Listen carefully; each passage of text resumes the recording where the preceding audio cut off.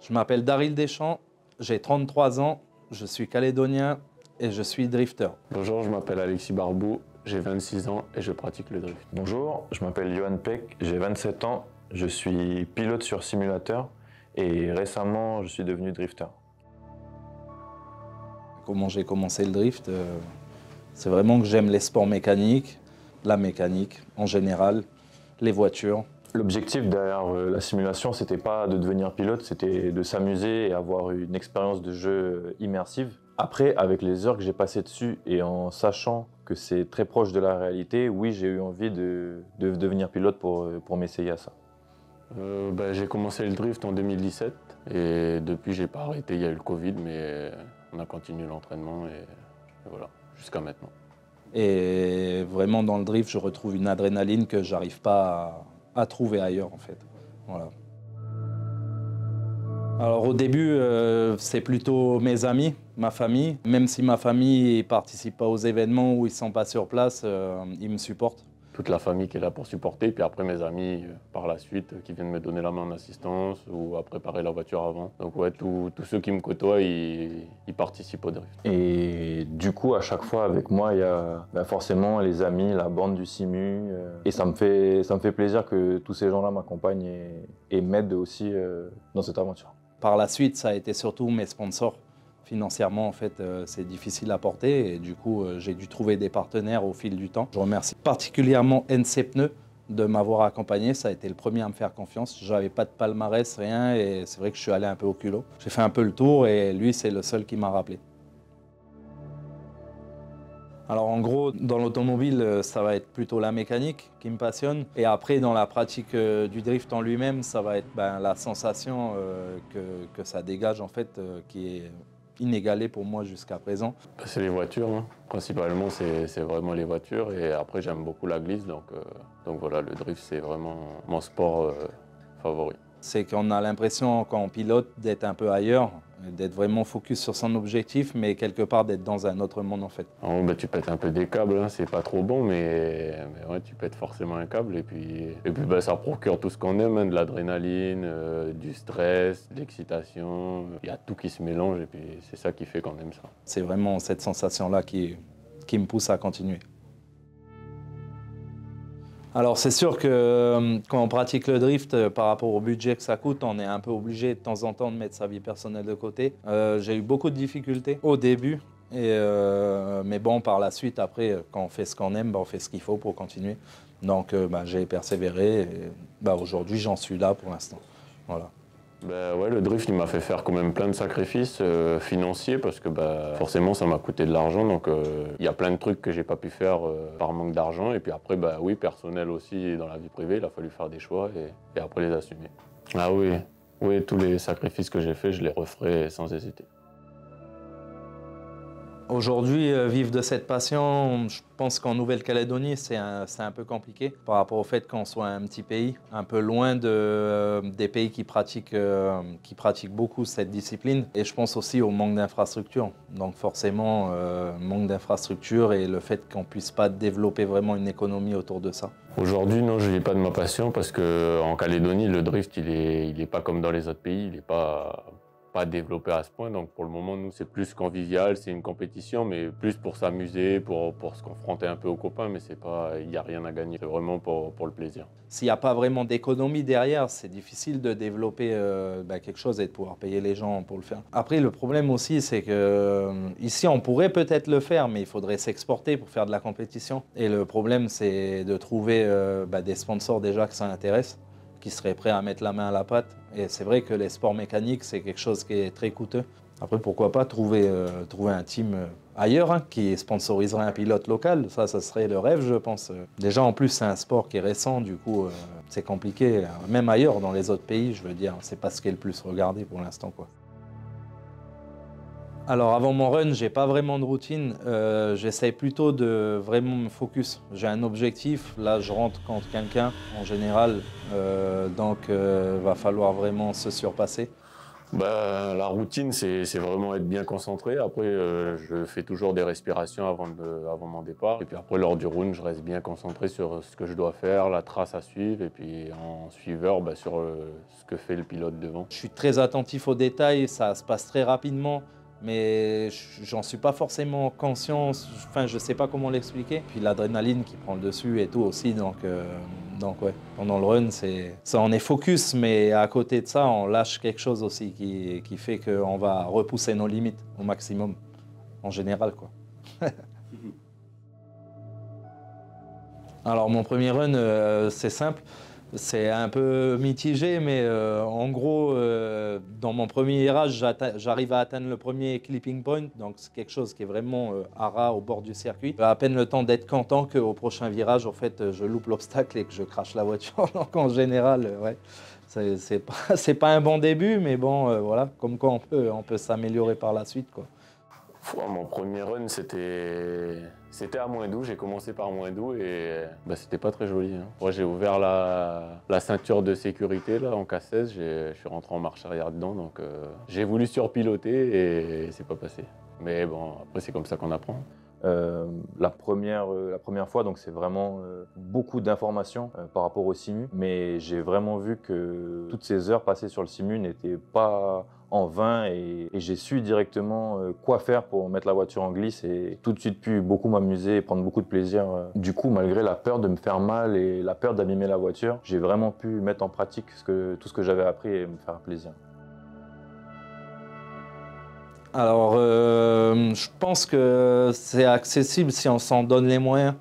Ouais, moi je pense que le drift est accessible pour tout le monde. Après, ça dépend de comment tu veux le faire. Si tu veux venir pour gagner, ça va coûter un budget. Donc là, c'est sûr que c'est pas accessible à tout le monde. En fait, c'est vrai que, comme je le dis, un sport mécanique, ça coûte cher. C'est différent de beaucoup de sports. Le truc, c'est que si on veut vraiment en faire, il va falloir être déterminé, quoi. Et après, de toute façon, c'est la passion qui pousse, quoi, hein. Après, si tu veux vraiment te faire plaisir, avoir des sensations, mais pas forcément vouloir être le meilleur, tu peux le faire avec un budget réduit et tu vas vraiment te faire plaisir. Donc oui, je pense que tout le monde peut y arriver et après, il va falloir faire des choix, mais c'est faisable. En gros, je pense que je dois mon parcours beaucoup à ma détermination et ma passion. On peut dire que j'ai commencé un peu sur un coup de tête, mais c'est vrai qu'au fil du temps, c'est devenu plus sérieux et il a fallu aussi puiser cette détermination, quoi, pour vraiment continuer sur le chemin que j'avais commencé. Donc mon parcours, je le dois à plein de gens. Je le dois d'abord à mon père parce que il m'a donné l'opportunité de faire du sport mécanique. Après, je le dois à mes partenaires parce qu'il y en a, au début, j'avais pas le niveau que j'ai maintenant et ils m'ont quand même fait confiance, ils m'ont permis de me lancer, ils m'ont donné la possibilité d'évoluer. Et après, je le dois aussi à moi parce que j'ai fait plein de sacrifices, j'ai fait plein de changements dans mon mode de vie, dans mon fonctionnement et donc du coup, sans ça, je sais que je serais pas arrivé là si j'avais pas changé tout ça chez moi. Oui, mais on peut dire que c'est un parcours assez modeste, mais on peut dire que je suis fier parce que j'atteins au fur et à mesure mes objectifs. Ça aura mis du temps, ça fera bientôt 10 ans que je pratique le drift. J'ai commencé un peu en autodidacte, comme on peut dire. En fait, j'y connaissais rien, même en mécanique, j'y connaissais rien. J'y connaissais pas grand-chose en mécanique auto, on va dire. J'étais plus dans la moto avant, donc je me lançais un peu dans un monde que je connaissais pas, ou que par des vidéos, que sur YouTube. Mais bon, sur les vidéos, on voit que le bon truc. Et derrière, par contre, derrière le rideau, il y a d'autres choses qui se passent et il faut vraiment rester accroché pour continuer le plus longtemps possible dans ce qu'on aime. Ouais, je sais pas si on peut dire fier, mais oui, je suis satisfait de ce que je fais parce que je le fais à fond, je me donne à fond dans ce que je fais. Et puis après, il y a peut-être moyen de faire mieux, mais en tout cas, moi, je suis content de ce que j'arrive à faire. Oui, alors en 2007, j'ai participé au Super Motard. Je faisais pas mal plus de la moto avant. C'est vrai que j'avais envie de goûter à ce truc de la compète en fait. Non, j'ai jamais participé à d'autres événements que le King of Drift. J'aimerais partir à l'étranger, essayer un peu le drift à l'international et pourquoi pas faire une saison. À l'adrénaline que ça procure et tout, c'est vraiment différent quand on est en compétition et quand on le fait en practice ou ou pour le délire. En gros, ça n'a rien à voir en compétition, il faut vraiment être focus. J'avais vraiment envie de goûter ça, donc j'ai participé au Super Motard. Ouais. Oui, je pense que c'est un bon début. Après, j'ai jamais essayé vraiment de simulateur de drift, donc je peux pas dire si c'est vraiment comme la réalité, mais ça peut être peut-être un début pour certaines personnes. Alors le simulateur, ça m'a beaucoup apporté. J'avais mis une petite pause en fait à un moment dans la compétition en Nouvelle-Calédonie pour pouvoir aller pratiquer en fait du drift en Australie. Et j'avais déjà mon simulateur, j'avais pas les moyens de faire le drift en Nouvelle-Calédonie et d'économiser pour mon voyage drift en fait en Australie. Et du coup, je me suis plutôt rabattu sur le simulateur sur une année. Et c'est vrai que je pense que par rapport à l'année d'après, quand j'ai repris le drift, c'est vraiment, en fait, ça m'a vraiment fait passer un cap au-dessus. Pour moi, c'est vraiment ce qui m'a fait passer une marche en fait qui est assez difficile. J'ai toujours été fan de drift, mais la simulation m'a permis d'aller plus loin dans la pratique, d'apprendre des techniques de pilotage, des réglages, de rencontrer des gens qui faisaient du drift IRL et sur simu, de partager beaucoup d'expériences et ça m'a conforté dans mon envie de me mettre au drift dans la vraie vie. Alors non, j'ai pas l'impression de perdre du temps, j'ai même plutôt l'impression d'en gagner. Le simulateur me permet de pratiquer par exemple la semaine, le soir, pendant 1 heure ou 2 le week-end et pas besoin de mettre tout en place comme une journée de drift, c'est-à-dire la remorque, la voiture, l'essence, louer ci, louer ça. Là, on peut directement s'entraîner chaque soir avec les copains. On peut moduler les conditions, c'est-à-dire pluie, pas pluie, température, tel pneu, telle puissance. Et ça va nous permettre aussi de faire les erreurs sur le simu, ne pas les reproduire en vrai. Et du coup, pour moi, c'est un gain de temps considérable. À un moment où on est un peu restreint, on était surtout restreint avant parce qu'il n'y avait pas de circuit à cette époque-là. Et c'est vrai que le simulateur, on peut conduire sur tous les circuits du monde, toutes les voitures qui existent.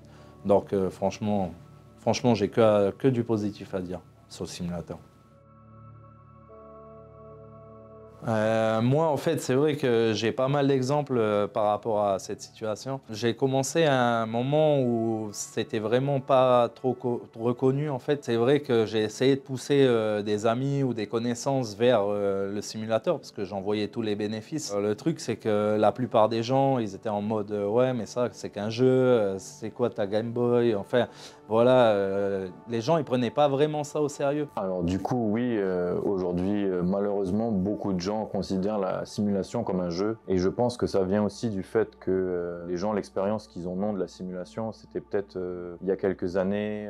Mais aujourd'hui, les technologies et les connaissances qu'on a nous permettent de se rapprocher énormément de la réalité. Tous les plus grands champions et tous les plus grands pilotes s'entraînent aujourd'hui sur simulateur, que ce soit en rallye avec Sébastien Loeb, en drift avec Chelsea Denofa, James Dean ou encore Jérémy Mériès pour un exemple français. Tous ces pilotes-là s'entraînent et pratiquent sur le drift. Et je pense que le bénéfice au niveau du drift n'est plus à prouver pour les pilotes. Avec du recul, quand on voit dans les compétitions internationales, mondiales, tout le monde utilise des simulateurs, que ce soit les pilotes de rallye, les pilotes de Formule 1, dans pas mal d'autres sports. Et je pense que c'est un vrai plus.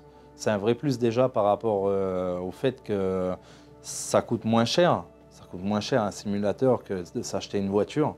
Et on peut vraiment acquérir de l'expérience, mais vraiment acquérir de l'expérience. Moi, pour ma part, ça m'a vraiment aidé.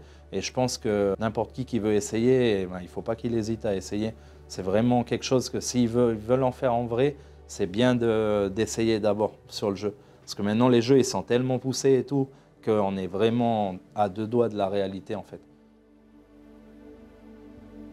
Alors, le moment qui m'a plus marqué, c'est en 2019, quand on a fait venir Luc Fink et sa femme, en fait, pour la finale de cette année-là. Et on était allé en training à Tomo suite au week-end de compétition.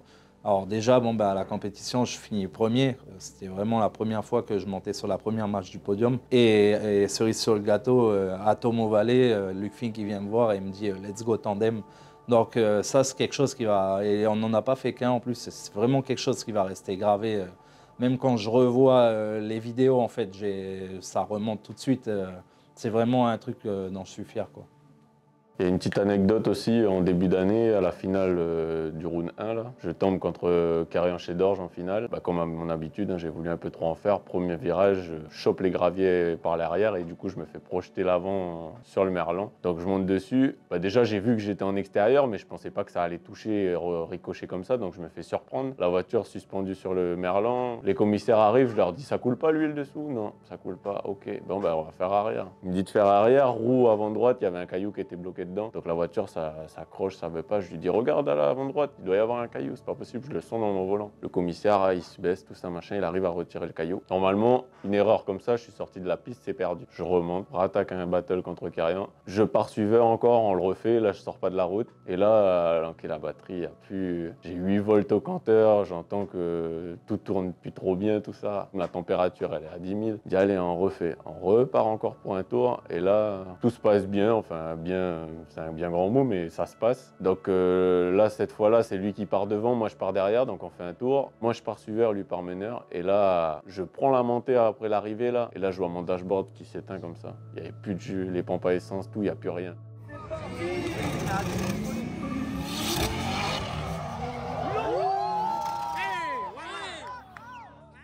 La voiture elle cale sur le plat et j'arrive à sortir de la piste en roue libre parce que si je m'arrêtais et qu'il fallait me pousser, c'était moi qui perdais. Quand c'est en jour, c'est en jour. Hein. Là, fallait pas en demander plus. Ça s'est bien fini pour moi, j'ai gagné la compète, mais bon, c'était sur des gros coups de chance, je crois. Alors, les projets, c'est de continuer au max sur la lancée. Pour l'instant, le projet pour 2024, c'est surtout de passer dans la catégorie pro.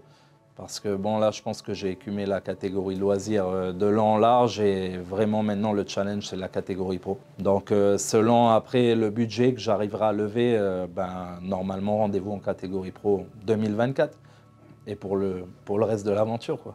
Alors même si mon expérience sur simulateur m'a donné des très bonnes armes, aujourd'hui je ne pense pas avoir encore assez l'expérience sur circuit. Par contre, je pense avoir les capacités de m'inscrire en loisir et comme ça mettre un premier pas dans la compétition et découvrir l'univers du drift compétitif. Des rêves, j'en ai plein. J'en ai plein. Mon plus grand rêve, ce serait d'avoir une voiture 2 fois plus puissante avec toutes les pièces que je vois sur Internet. J'en ai un autre, c'est courir à l'étranger sur des grandes pistes. Moi, mon rêve, c'est vraiment de rouler vite, très vite, dépasser toutes les vitesses qu'on a l'habitude de voir et de voir comment la voiture, elle réagit. Et quand j'aurai fait ça, j'aurai un autre rêve. Ça va être, je sais pas moi, rentrer en marche arrière et ainsi de suite. J'ai que ça, des rêves. À chaque fois, je vais toujours remettre la barre un peu plus loin pour plus de sensations. Mon rêve en tant que pilote, en vrai, j'adore le drift. Vraiment, il y a une partie de moi qui rêve d'aller un jour faire du drift à l'étranger. Bon, j'en ai déjà fait en tant que practice plusieurs fois, mais vraiment d'y aller pour une compétition. Mon rêve qui surpasse tout ça, c'est d'un jour pouvoir au moins essayer de faire du rallye en fait. J'ai vraiment toujours kiffé le rallye. Pour moi, c'est les pilotes les plus talentueux, toutes disciplines confondues. Et voilà, je rêve vraiment un jour de pratiquer, quoi. Alors, challenge, tout simplement, et surtout parce que ça va pas être du drift, ça va vraiment être de la course. Moi, j'ai l'habitude de faire plus soit du drift, que ce soit en vrai ou en simu, soit du rallye en simu. Et là, on est sur de la course asphalte, avec des voitures des 24 heures du Mans. Pour moi, c'est vraiment un challenge et je voudrais me prouver d'abord à moi-même que je peux piloter, pas que faire du drift, pas que faire de la glisse et vraiment aller chercher des temps et me bagarrer avec le chrono, quoi. Donc ça me motive bien, tout ça. Pour moi, ce challenge permet de réunir une bande d'amis autour de plusieurs passions communes qui sont le simu et l'automobile et surtout l'envie de la faire partager, de le faire découvrir aux autres et pourquoi pas créer des vocations. Ce challenge-là, il m'inspire plein de bonnes choses. Déjà, que le sport mécanique en Calédonie, il va être boosté. C'est que déjà, si on arrive à ce challenge, c'est que déjà, ça parle beaucoup du sport. Et après ce challenge, ça va en parler encore plus. Et j'espère que ça va amener un nouveau public et de nouvelles personnes dans notre discipline. Parce que le fait de toujours le faire, nous, au drift, sur nos événements, tout ça, on a toujours le même public qui vient nous voir. Les familles des pilotes, les amis, ceux qui suivent un peu le drift. Mais là, étant donné qu'on va aller au cinéma, on va avoir un nouveau cercle de gens qui ne viennent pas forcément au drift. Et si on peut ceux-là les attirer et au drift et dans l'automobile, ce sera top. Je pense en vrai c'est ça le but. Hein. Merci à tous d'avoir écouté et à NC4 sur la piste. Ciao. Merci de m'avoir écouté et on se retrouve sur la piste.